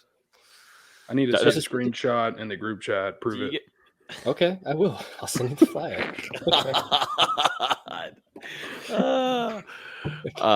Can we talk Julian Phillips, because I feel like we're just kind of like we're just teasing. Everybody wants to know about Julian It's Phillips. one of those like there's nothing to talk about right now because Phillips is so quiet.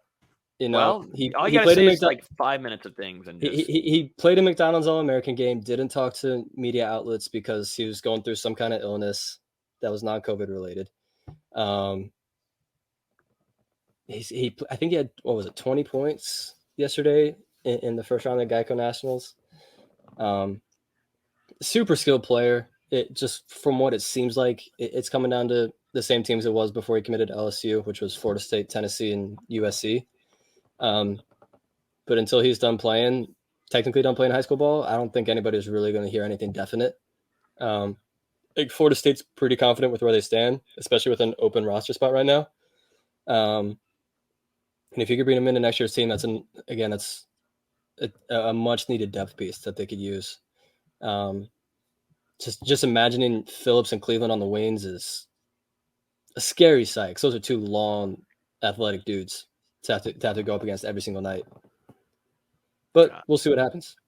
Yeah, get in the Discord. If you're not in the Discord, Jacob and VZ are all dialed in on this one. Definitely Jacob. Jacob seems like he's on top of a few things. He's definitely got some whispers in there, and he's in the DMs. So if you guys aren't in the Discord yet, don't miss out. You should see our group chat between me, Jacob, Dustin, and Logan. Logan and Dustin don't interact at all.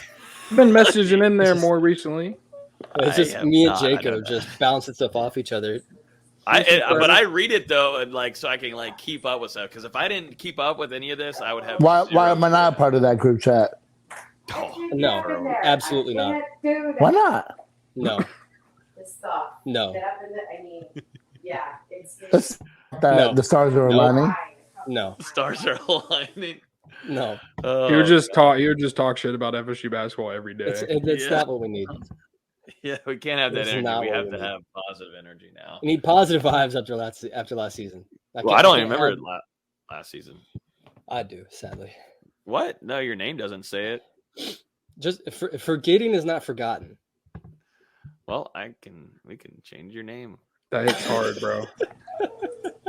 Still crying like a titty baby over 2021. Titty baby.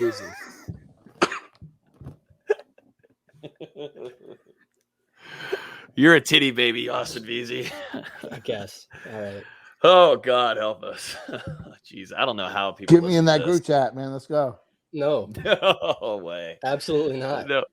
You're already in too many of them anyways. I'm in a group chat with you in like 5 things. That is way max. I can't go. Yeah, I'm in 2 group chats with you. That's enough. And trust me, Nate, you're not missing out on much in the basketball one. They're doing it's literally just me and Jacob. Just sharing screenshots. There's names that I have zero clue about. I have zero clue. I literally sent a message in there at 2:01 p.m. I'm looking at it. Good. You get a cookie. You get a Did you actually text in the group chat? I don't feel like that's true. Yeah, no one responded to me. You guys just bypassed me.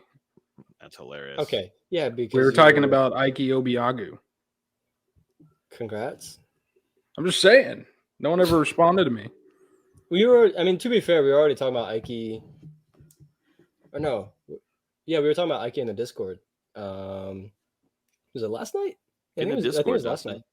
Bro, y'all were literally texting the chat about it. I texted back like 2 minutes after someone replied. No one texted in there again until 8:24. Y'all just looked at my text and said, put me because in I had there, a conspiracy theory.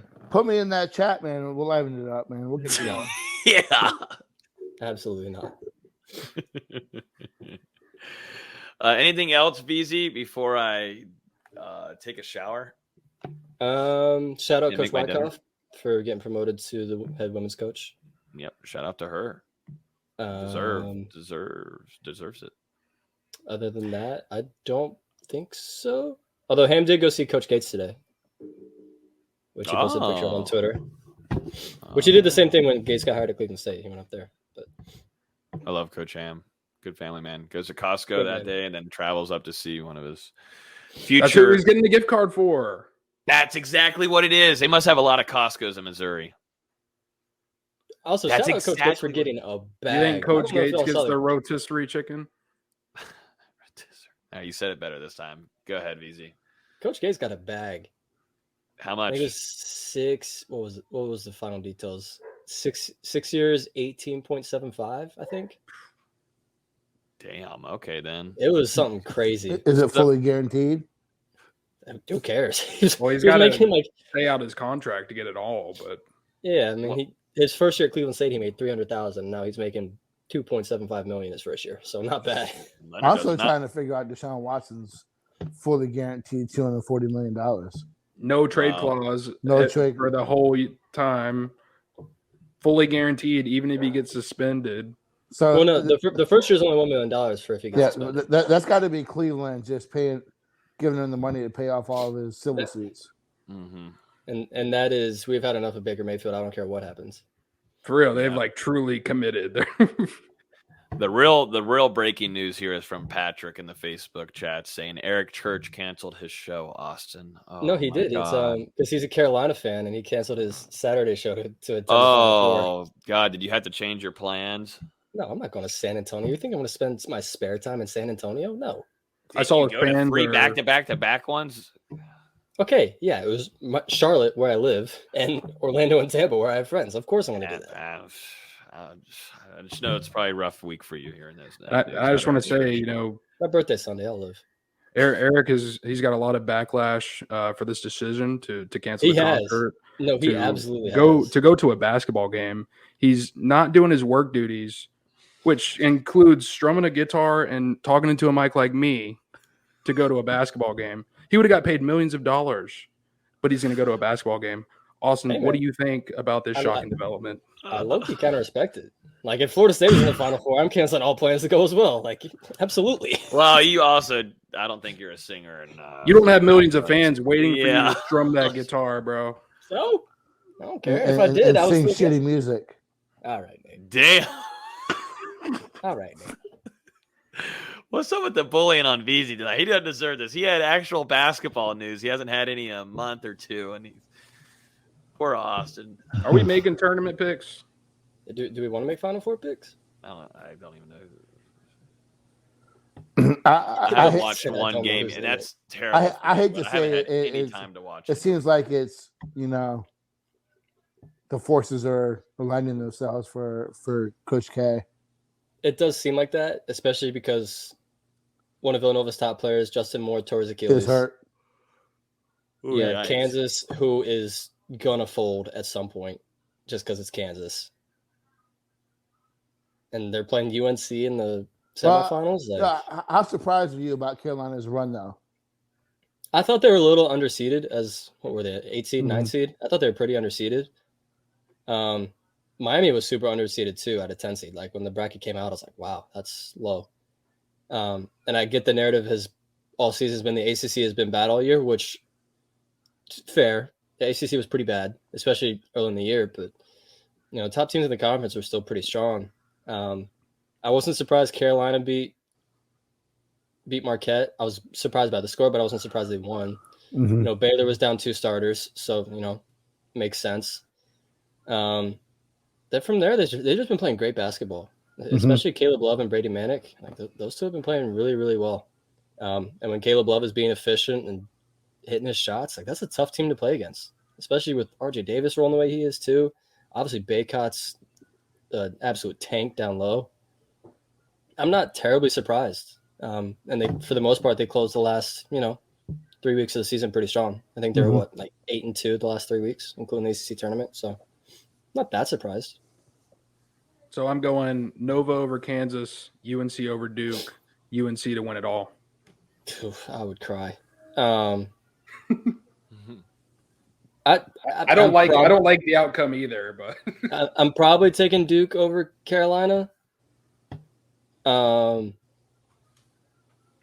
I don't know who to take. If Villanova was healthy, like I'd take them to win it all. Mm-hmm. But with Moore down, I don't know. I really don't know. I'll probably take Villanova to beat Kansas and then Duke over Nova in the final. Yeah, I'm going Duke over Villanova. I'm not exactly happy about I just think I agree with Austin. I'm surprised Kansas hasn't folded already. But I mean, to be fair, they had to play Miami in the Elite Yeah. Eight. Like, what? yeah, and I was about to say that they've had a not necessarily a hard track to the Final Four, but I do think that if Villanova was healthy, they probably win the whole thing. 100%, you know. But Just want to see Coach K cry. I want to see him cry by losing. Is what I want. That's what I mean. Goodness.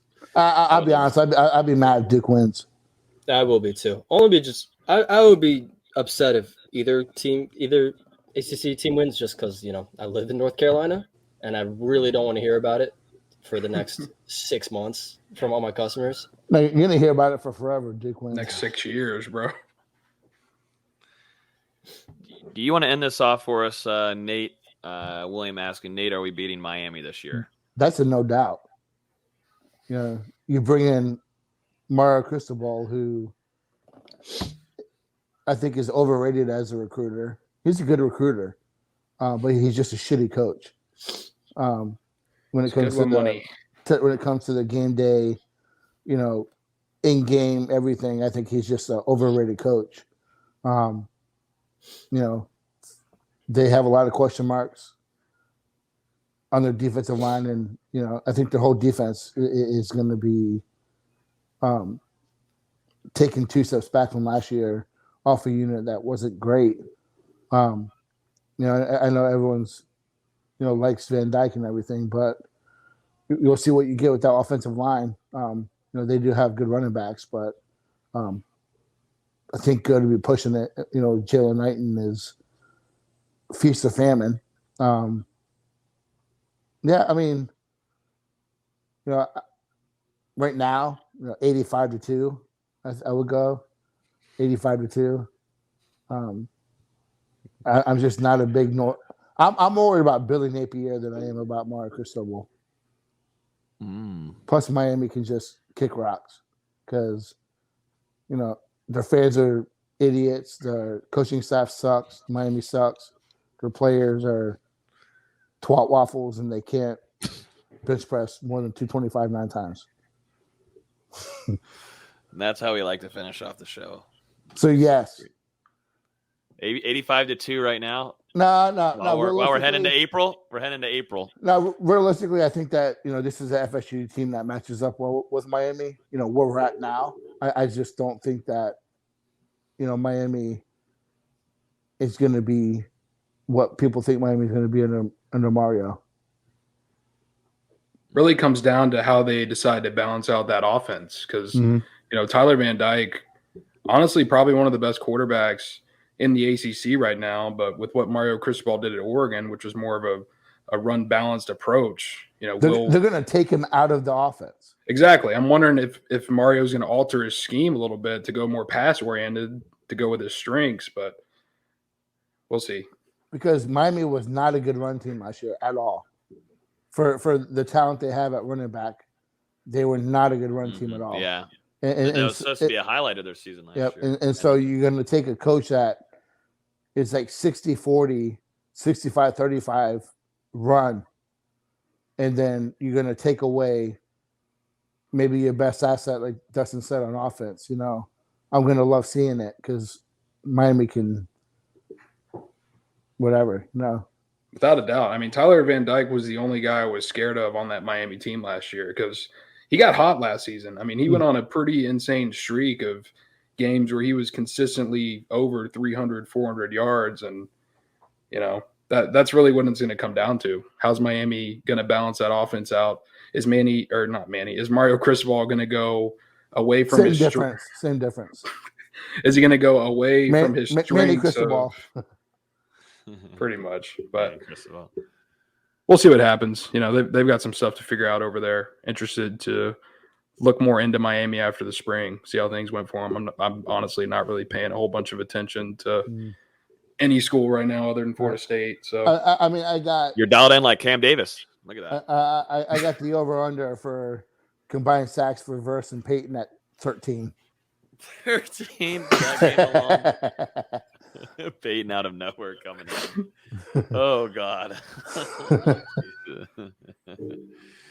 Oh, man. Well, I think that's going to wrap it up for us. A really, really long pod, but with a lot of good info in here. So if you have friends, family that are obsessed with Florida State sports or just want to get some updates every week, we do this every night on Thursdays at 8:30 p.m. Next week, we'll be previewing a game. It will be spring game weekend. A lot of recruits in town will be in attendance covering all of it for you guys, and we'll do a little spring game preview for all of you. So, Austin, you going? Nope. We need recruit coverage. Okay. So why are you telling me this? We'll talk after. There's basketball to cover. Sorry. Oh, man. But, yeah, as always, if you guys haven't yet, I know a lot of y'all have left YouTube, but if y'all are still hanging on, the cool people still hanging on to the basketball, listen to VZ's updates, make sure you hit that like button right now before you pop off. If you just now are joining, make sure you guys go back. You can go scroll back to earlier in the show. That's a good thing about YouTube. You can always scroll back and go look at what we talked about earlier in the show. But if you wouldn't mind, hit the like button. Leave a comment down below. If there's ever topics you guys want us to talk about too, always leave a comment and we will talk about it in next week's show. So like I said, spring game next week. We'll have a lot of recruiting to talk about too. And we'll have practices to recap. So, and we'll have a scrimmage too to recap. So another really jam-packed podcast next week. So. And just keep your eyes on the recruiting trails this weekend. You know, something might happen. Some developments. Keep your eyes on the Discord too. So Discord will be busy. popping. Not in the basketball chat though. No, there'll be basketball stuff too. All right. Come on. We share over here. We share offense. I don't need both y'all on me. Not me. It's No, Nate. I'm saying I don't need Nate and Dustin on me. Like, Yeah, I've been one's enough. nice. I've been nice. been a rough episode. I'm just trying to prepare you for what's about to come. all you're doing is disappointing yourself. You think the stars are aligning, then when FSU football goes 5-7 again, you're gonna be like, oh man. Austin, don't make me fight you. God, I like People you. still watching. You can see his Twitter ad right me, there. Go don't to make his me Twitter put Dustin over and you in terms of flame likes. him. You know, right now it's Austin, Logan, Dustin, way down at the bottom. So don't make me put you down under Dustin. At least I made the list.